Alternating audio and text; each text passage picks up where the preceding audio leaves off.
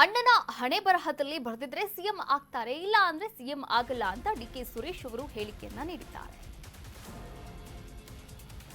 ಅಣ್ಣನ ಹಣೆ ಬರಹದಲ್ಲಿ ಬರೆದಿದ್ರೆ ಸಿಎಂ ಆಗ್ತಾರೆ, ಹಣೆ ಬರಹದಲ್ಲಿ ಇಲ್ದಿದ್ರೆ ಸಿಎಂ ಆಗಲ್ಲ ಅಂತ ಡಿಕೆ ಶಿವಕುಮಾರ್ ಅವರ ಸಹೋದರ ಡಿಕೆ ಸುರೇಶ್ ಅವರು ಹೇಳಿಕೆಯನ್ನ ನೀಡಿದ್ದಾರೆ. ರಾಜಕಾರಣದಲ್ಲಿ ಶಸ್ತ್ರ ಮಾತ್ರವಲ್ಲ, ಅಸ್ತ್ರವೂ ಕೂಡ ಬೇಕಾಗಿಲ್ಲ. ಬೆಂಗಳೂರಿನಲ್ಲಿ ಮಾಜಿ ಸಂಸದ ಡಿಕೆ ಸುರೇಶ್ ಹೇಳಿಕೆಯನ್ನ ನೀಡಿದ್ದಾರೆ. ಡಿಕೆಶಿ ಏನ್ ಹೇಳಿದ್ದಾರೆ ಅನ್ನೋದನ್ನ ಅವರನ್ನ ಕೇಳಿ. ಇನ್ನು ಶಾಸಕರ ವಿಚಾರಧಾರೆ ಏನಿದೆ, ಶಾಸಕರಿಗೆ ಸಂಬಂಧಪಟ್ಟದ್ದು ಪಕ್ಷ ಆಗಿರಬಹುದು ಅಥವಾ ಹೈಕಮಾಂಡ್ ಆಗಿರಬಹುದು, ರಾಜ್ಯದ ನಾಯಕರು ಇದನ್ನೆಲ್ಲ ಕೂಡ ಗಮನಿಸ್ತಾ ಇದ್ದಾರೆ.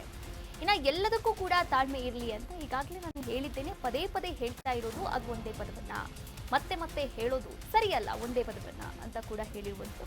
ಒಟ್ಟಾರೆಯಾಗಿ ನಾವು ಶಸ್ತ್ರವನ್ನೇ ಹಿಡಿದುಕೊಂಡಿಲ್ಲ, ಶಸ್ತ್ರತ್ಯಾಗ ಎಲ್ಲಿಂದ ಅಂತ ಇಲ್ಲಿ ಡಿಕೆ ಸುರೇಶ್ ಅವರು ಪ್ರಶ್ನೆಯನ್ನ ಕೂಡ ಮಾಡಿದ್ದಾರೆ. ಒಟ್ಟಾರೆಯಾಗಿ ಅವರಿಗೂ ಕೂಡ ಅವರನ್ನ ಸಿಎಂ ಪಟ್ಟದಲ್ಲಿ ನೋಡುವಂತಹ ಆಸೆ, ಕನಸು, ಆಕಾಂಕ್ಷೆ ಎಲ್ಲವೂ ಕೂಡ ಇರುವಂತದ್ದು. ಹೀಗಾಗಿಯೇ ಅವರು ಕೂಡ ದೆಹಲಿಗೆ ಮೊನ್ನೆಯಷ್ಟೇ ಡಿಕೆ ಶಿವಕುಮಾರ್ ಅವರ ಜೊತೆಯಾಗಿಯೇ ಹೋದ್ರು, ವರಿಷ್ಠರನ್ನ ಕೂಡ ಭೇಟಿ ಮಾಡಿರುವಂತದ್ದು.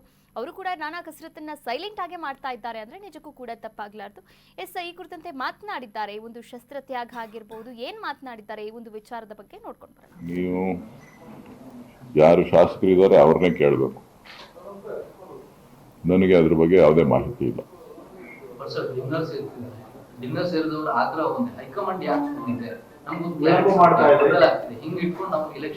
ನಾನು ಊರಲ್ಲಿ ಇರ್ಲಿಲ್ಲ, ನನಗೆ ಅದ್ರ ಬಗ್ಗೆ ಮಾಹಿತಿ ಇಲ್ಲ. ಸೊ ಅವ್ರೇನು ತೀರ್ಮಾನ ತಗೊಂಡಿದ್ದಾರೆ, ಅವ್ರೇನು ಹೇಳಿಕೆ ಕೊಟ್ಟಿದ್ದಾರೆ ಅನ್ನೋದು ಗೊತ್ತಿಲ್ಲ. ಅದು ಅವರವರ ವೈಯಕ್ತಿಕ ವಿಚಾರ, ಪಕ್ಷ ಅದನ್ನ ಗಮನಿಸ್ತದೆ.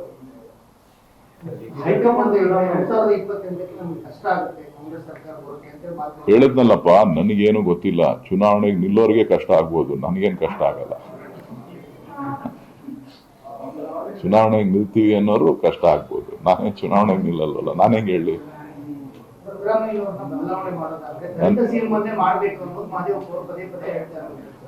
ಎಲ್ರಿಗೂ ಆಸೆ ಇದೆ, ತಪ್ಪೇನಿಲ್ಲ.